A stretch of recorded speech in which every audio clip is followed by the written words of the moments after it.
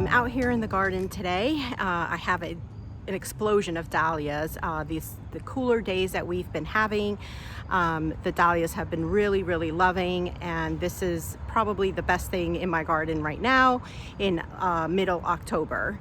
So I am going to be cutting back a lot of these dahlias. A lot of them are kind of spent, and I'm not cutting them down to the ground. I'm just cutting off the dead blooms and then just taking up most of them because it is going to rain and they'll get too heavy to support the heads when they're wet.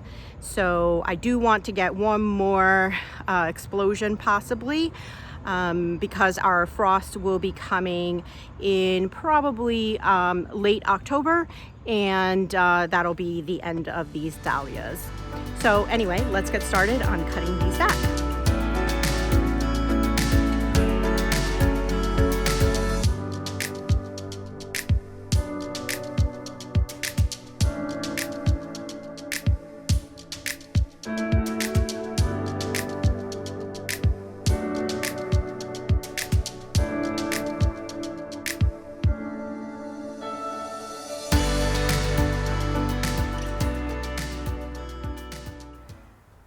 So I've cut everything back. I did take out a lot of blooms, but there's a lot of buds in there too. And I do have powdery mildew on these now too, but it is the end of the season, so that's okay.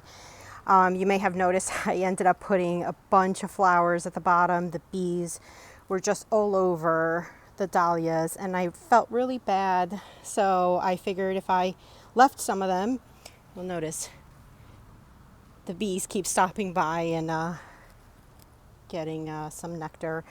So anyway, so yeah, I did cut off also a bunch of straw flowers, which I took inside, and I'm going to be drying them. I'm hoping to make a little something with them, with the dried flowers this winter. So maybe I'll do a video on that. And I wanted to take you for a quick garden tour of everything else. These salvias that I grew in from seed on my deck in the spring and transplanted, the little seedlings here have done phenomenal, and the color is beautiful even for the fall. So this bed is looking great. The hydrangeas have survived the transplant. This little one over here is one I grew in a pot all summer. If you notice back here, this hydrangea has put out another bloom, bud, and it's blooming now. So yeah, these hydrangeas have been phenomenal. I mean, when they dug them out, they were out of the ground for about 3 days before they put them back in the ground.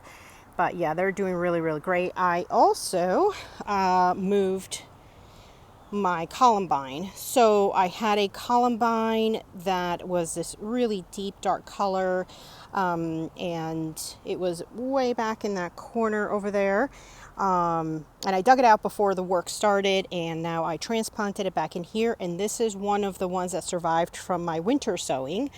So I think these will make it through the winter, and I'll have hopefully more columbine that keep growing in here.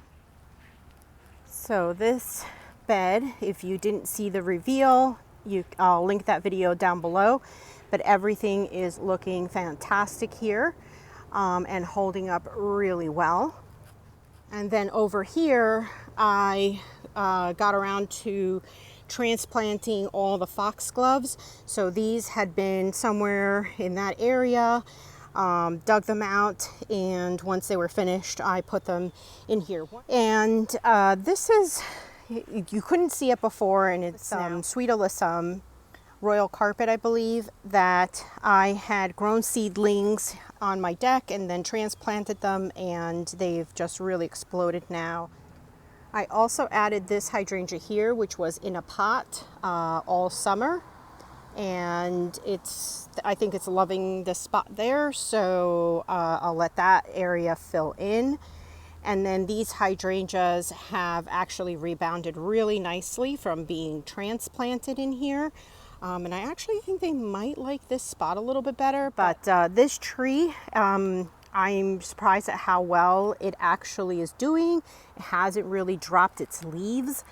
And yeah, so I think the transplant may take. This is a Causa dogwood, and I'm looking forward. I hope we get buds and we get flowers in the springtime. The hollies also have been exploding with berries, and I always love sort of this time of the year. And then these berries do last quite a bit, and it gets covered with snow and just looks so beautiful when it's white with all the bright red berries.